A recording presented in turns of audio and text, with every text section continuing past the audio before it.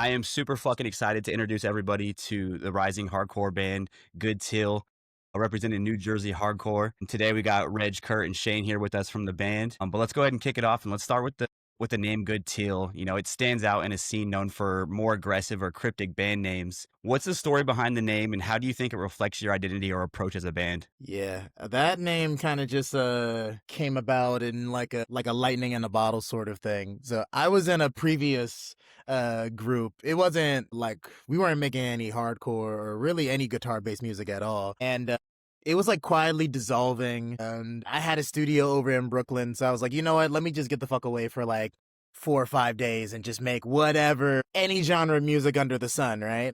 And then one of the demos that I ended up making ended up being Free Fall. And I was just like, oh, this sounds like really cool. And then like my brain kind of just likes to take whatever momentum I'm gaining and just like to just give stuff a name. And for some reason, like Good Teal just made sense. It sounded like a candy company, furniture company, something that has basically nothing to do with anything. It doesn't scream heavy band whatsoever, but funny enough, it actually started kind of gaining its own lore over time. And now the concept that I've kind of came up with is more so like teal is like, I call it calcified stress. And, you know, like all the stuff that lies within inside us. Cause, you know, when you're blue, you're feeling sad or whatever, but it's like it ages with you as you grow up.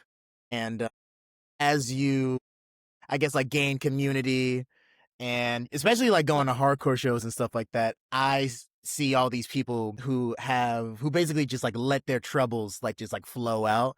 And I like to think of teal as like all that trouble that you don't speak of, like flowing out of you. And by that catharsis, it's a good thing. So like good teal. It's just like a release, you know? Hell yeah, man. That's fucking awesome. And it's funny you mentioned that because I feel like nowadays I'm older. I'm in my 30s now, but when I try to tell somebody that, I'm still really into hardcore and go to shows, they don't fully understand it. They're like, you can't even, you don't even know what they're saying in the songs or all this shit. I'm like, you don't understand like the community that's built at a hardcore show or like in the hardcore scene. Like I grew up with kids that I'm still like best friends with that, from when I was younger, that we became friends from going to shows and like, going through shit together. But it's just that, like you said, that community, the community you build in that scene is unbeatable, man. Yeah. I was even going through it recently, like, cause you know, Curtis and we got our start off together, like our musical union from like making a bunch of hip hop records. And, you know, like that genre is very individualistic, you know, and, you know, we're over by like New York and stuff. So the Northeast, everybody's kind of like standoffish and, you know, doing one of these. And not that you don't run into that in hardcore, you definitely 100% do. But the camaraderie of being a part of a group and being in a band setting, I feel like I just found something really tangible with hardcore, especially in the New Jersey hardcore community. There's so much rich history there that it's just like, it was a really snug fit. So I love it. Heck yeah, man. Love that. And I want to make sure we give everyone listening a chance to hear some of your guys' music, but I want to ask you guys first. Parasites, it hits with an almost confrontational energy lyrically and musically. Who or what were the parasites you were speaking to in that track, and how does it reflect your broader message as a band? I could take the front end of that as far as what Parasites means. I don't know. I mean, the song, whenever I write lyrics, I try to make it like fairly like open for interpretation to like leave open space for people to put their own stuff in. But the Parasites that I'm talking about is kind of something along the lines of, I guess, I don't know, like naysayers, like relationship issues, or just more so just kind of like the teal going on inside of me and stuff like that, and kind of finding a way to personifying that. So it's just like personifying the teal, basically. That's like brimming up to like my head to the point where I have to like start singing about it in the band. So that's kind of what it is. I feel like No, I feel like you're not going into too much of the other songs, like the broader message. There's a certain amount of each song. I mean, we'll talk about it with Bittersweet too, but there's like each song has its own individualistic theme.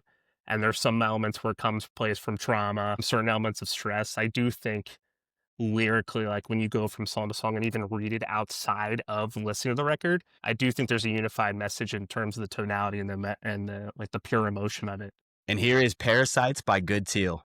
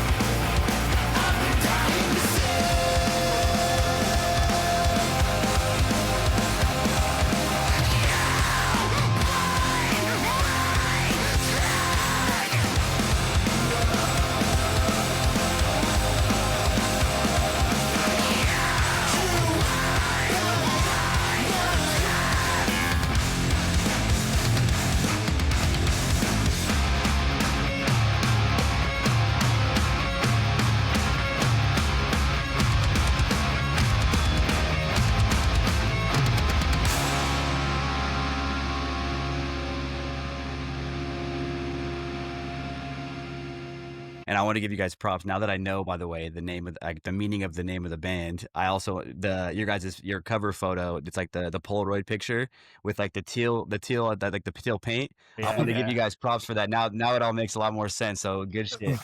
Thank you, Right thank on. you. Thank you. Hardcore is constantly evolving, and Good Teal brings something fresh but still familiar.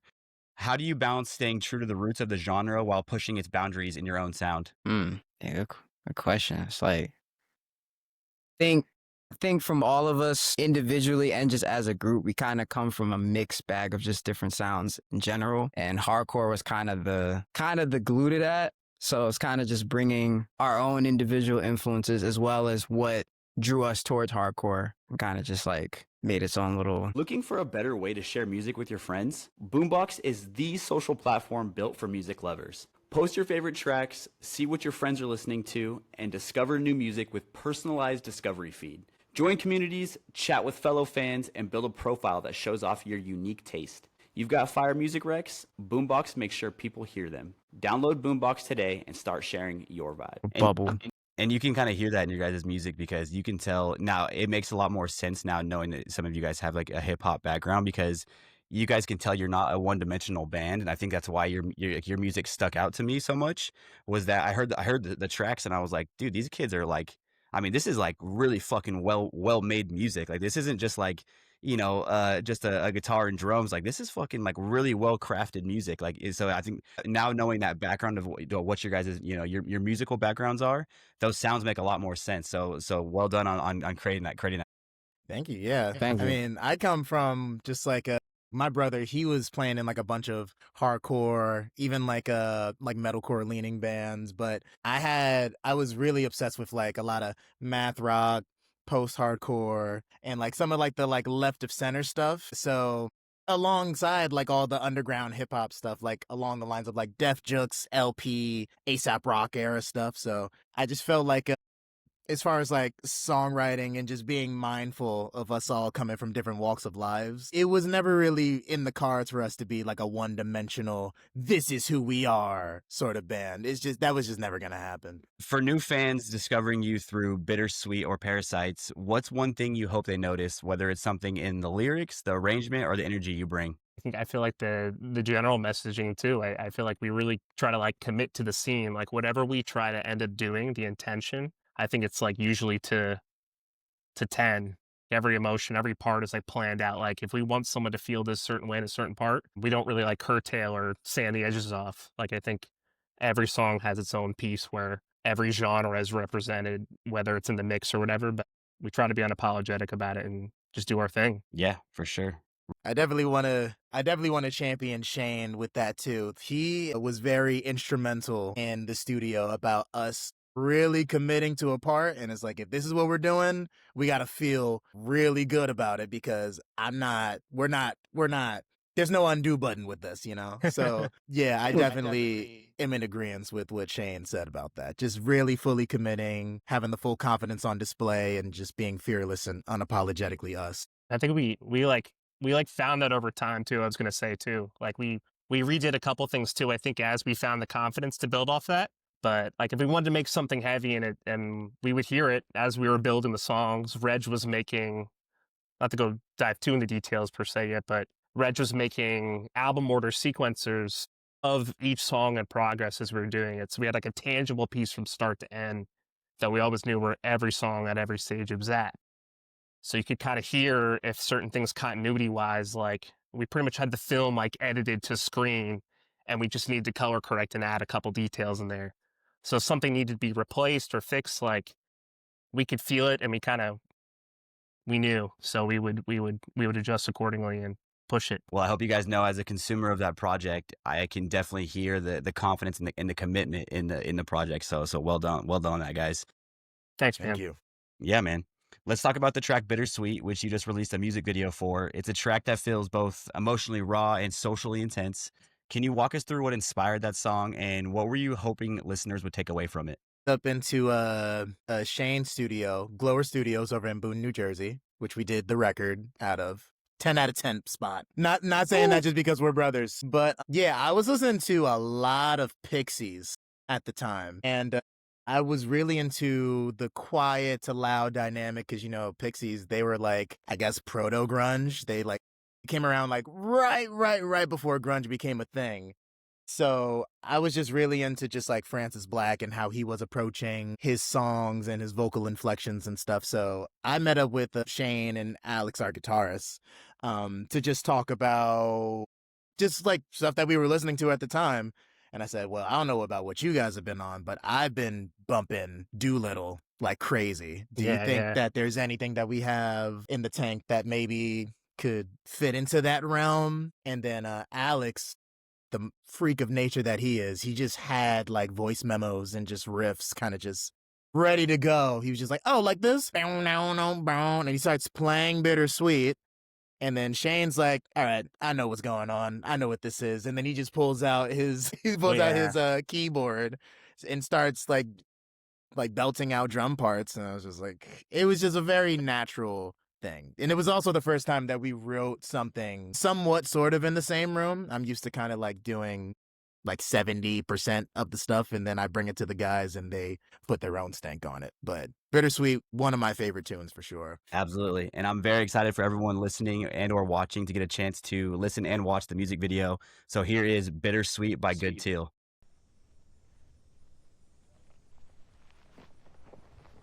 Fuck. Oh my God. Ow. Ow. Ow. Ow. Ow. That was not smart. That was... Oh,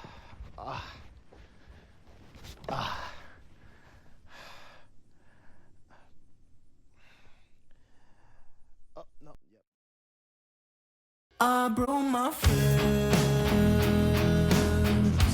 on my mother's wall. I just wanted it all to stop. What's your cliche? My mind is tainted. I hate the world.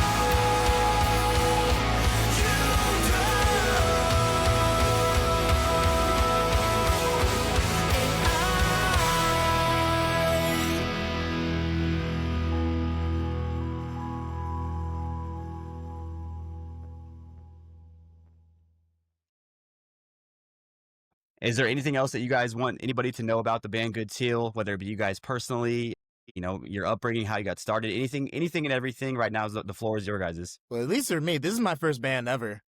So I'm just so Yeah. geeked. I'm Yeah. just super geeked. This is for the most part, this is my first band, and probably especially show wise, it's my first time playing guitar in like front of people.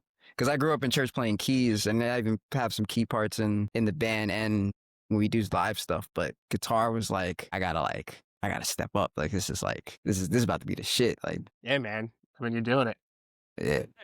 That's all that matters. You guys are doing it. You're committing to it, and that's what makes a difference. Because some people, you know, that's why they don't ever take that next step, is because they don't ever put themselves out there and make that big move. So I want For to tell you sure. guys, hats off to you guys, man. And I'm really excited to see what comes next for you. And when the time comes, you come out to California, I'll be ready to go nuts for you boys. Yeah. Cannot wait. K2026. The Yeah. East Coast is making its way over. We'll make sure that happens sooner. I think next year's a good plan. Well, thank you everybody for listening. If you have not yet, please go follow Good Teal on Instagram and follow them on Spotify as well. An amazing project they just released recently. I can't say enough good things about this project from start to finish. Congratulations to you guys on that project, and keep killing it. And I appreciate you so much. Thank you, Thank bro, you. for your Thank time. Thank you so man. much. Appreciate Very it. Appreciate kind of it. you, man. Thanks, brother. Thanks, boys. All right, dude.